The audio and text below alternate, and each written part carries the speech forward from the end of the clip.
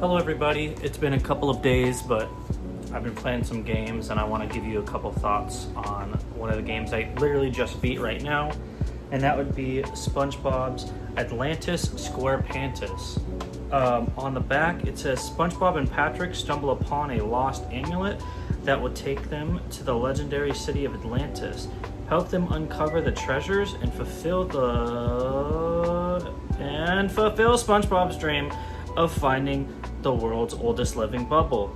Will Atlantis be everything they hope for, or will plankton burst their bubbles? So a couple things. One, in the PlayStation 2 era of Nickelodeon games, which is what I'm starting to collect right now. That's kind of, if you can see, my PlayStation library is getting a lot bigger. There was a series of games called Nicktoons Unite. And it started out as just a bunch of Nicktoon characters coming together and playing games, or not playing games, but doing certain activities. I haven't beaten them yet, so I can't really explain the story too much. But what I do know, based off of some of the research that I've done, is like the first one started out with a bunch of the characters.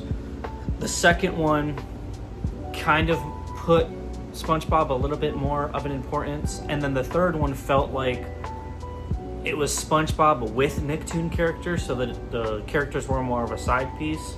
And after that, Nickelodeon just kind of went heavy with the SpongeBob games. And it was actually THQ who made this game, not known as THQ Nordic yet, which we know them as now. What ended up happening, I think, from 2006 or 2004, around that time period, all the way up to 2012, 2013. I'll put the dates up here for you guys. They owned exclusive rights to the Nickelodeon games, so they were pumping out a bunch of different games, which I have been getting. I got Globs of Doom here. I should have pulled them out, but I think these might be the only Nickelodeon games I've gotten so far. This one as well. So I'm gonna try to collect all of them. But anyways, we're talking about SquarePants, Atlantis, whatever. So, the thing with this, after I played it and beat it, I was really struggling to beat this game, and I was like, I remember SpongeBob games being so much fun when I was a kid. After research, this is the worst SpongeBob game, apparently. And I'll tell you why. The beginning's kind of fun. They have a couple levels where you're playing as SpongeBob and Patrick will launch you.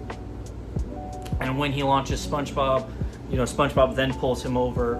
SpongeBob can use a spatula to flip up gates that allows him to go through, while Patrick has the power to throw SpongeBob, which is really cool, and those levels are a lot of fun. But then near like the halfway point of the game or end of the game, they start doing mini games, rhythm games, which is like you'll have a bar up here and it'll slowly come and you have to press up, down, left, right, R1, L1 to then make sure you get through the level. But they're long. They're really long. And you'll have 3 characters. It switches off between SpongeBob, Patrick, Sandy, Mr. Krabs, and Squidward. So you'll have 3 on screen. If you miss a button prompt, then you have 2, and that's like your 3 lives. At first it was fine because it wasn't very many of them, but as the game progressed it became a lot of them, which just became monotonous and boring, and honestly it kind of went to the part of like me just shutting off my brain and not really having much fun. Near the end of the game, before I beat it, I was just kind of at a point where I was like, I just can't wait to beat this game. And you never want to be there when you're playing games, especially if you're trying to have the fun nostalgia that I'm trying to have. But besides that, I mean, the voice acting's really good. The story's decent. It's a Nicktoons game. The character design's really good in the game. The cutscenes are pretty rough to watch. Like, I don't know why they made them so bad when you have a whole show to base off. And that's another thing. This game is based off a single episode of SpongeBob. Like, there's a SpongeBob episode called Atlantis SquarePantis. But besides that, I mean, if you like the SpongeBob games and you want to collect them all and just play them all, you can do it. And honestly, if you want to beat or just try out all the levels, there are cheat codes. Since it is a PlayStation 2 game, you can just type a cheat code. I'll probably put the cheat code here that lets you see all the levels, and then you can at least explore all the levels even if you don't want to beat them all. But besides that, I give it like a 4 out of 10, maybe a 5 out of 10. Maybe it's in the middle of the road, and that's just me being really generous because it's playable. There's no bugs, it doesn't crash, but like it's boring. It's really, really boring. And I mean, that's pretty much it. Besides that, there's nothing really else to say. I'm gonna start playing Globs of Doom and Jimmy Neutron, but I think the next game I'm gonna play actually is, I picked up some 007 games on the PlayStation 2, and I'll try those out and let you guys know how I like them. But besides that, if you like the video, please like and subscribe.